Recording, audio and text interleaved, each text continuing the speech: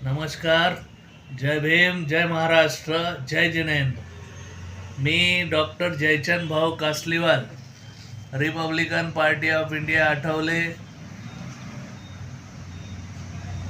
मी आज आपणास सांगू इच्छितो की आज सन्माननीय आठवले साहेबांसारखा काम करणारा कोणीही नेता आज जन्माला आलेला नाही आहे.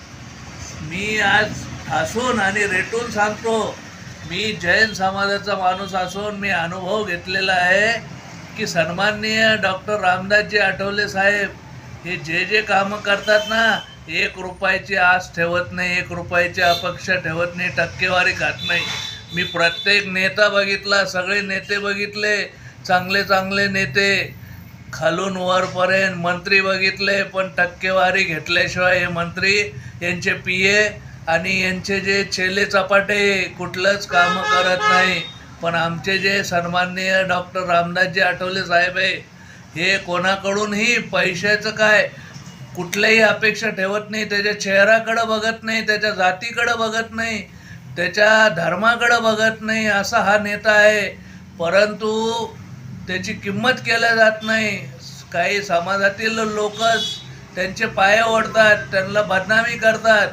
डॉक्टर रामदासजी आठवले साहेब हे मी मागील 14-15 वर्षापासून पक्षाचं काम करतोय, पण त्यांचं ते सर्व कार्यकर्त्यांना, सर्व जाती धर्माच्या लोकांसोबत एकनिष्ठ असतात आणि आवर्जून विचारपूस करतात, जागेवर कामं करतात.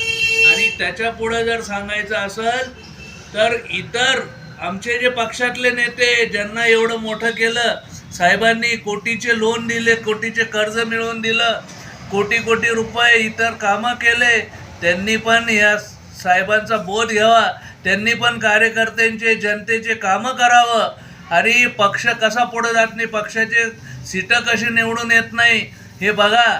पण तुम्ही काय करताय की तुम्ही फक्त चेहऱ्याकडे बघून आणि पैसा करून कामं करत नाही. आठवले साहेबासारखं तुम्ही जर दौरे केले, गाव खेडे पिंजले, सगळ्या लोकांना जर संपर्क केला तर तुम्हाला कधीही अडचण येणार नाही कुठलंही. तुमचा आपला जो हा Republican Party of India Athawale पक्ष आहे, हा खूप सीटं निवडून येतील. लोक ह्या पक्षाला खूप मानतात, चाहतात.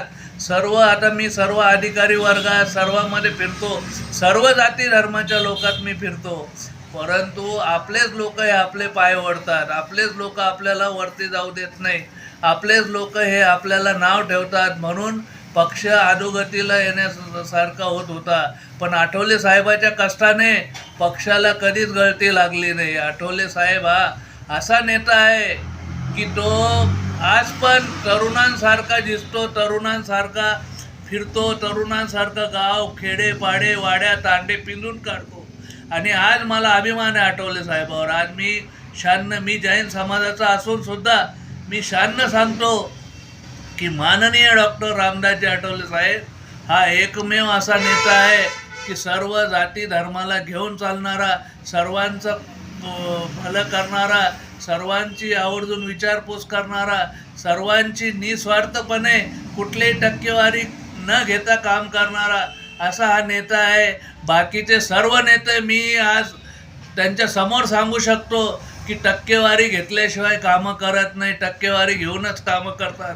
कुठलाही नेता मला दाखवा की जो टक्केवारी घेत नाही.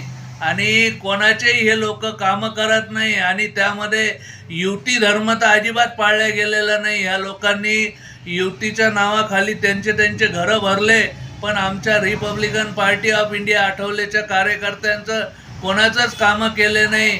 तर आज मी त्यांना आव्हान करतो की त्यांनी पण आता सावध व्हावं. आम्ही पण आता पूर्ण ताकदीनं मैदानात उतरणार आहोत आणि सर्व निवडणुका आम्ही लढणार आहोत.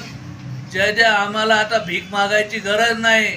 आम्ही आजपर्यंत की यांना मागत बसलो पण ते आमची कदर करत नाही. तरी मी आव्हान करतो सर्वांना की त्यांनी आमच्या कार्यकर्त्यांकडे लक्ष द्यावं, त्यांची कामं करावी आणि तिकिटासाठी पण आम्हाला मागायची गरज पडू नये, सन्मानजनक तोडगा काढावा. एवढं बोलून मी माझे शब्द संपवतो. जय भीम, जय महाराज, जय जिनेंद्र, जय भारत.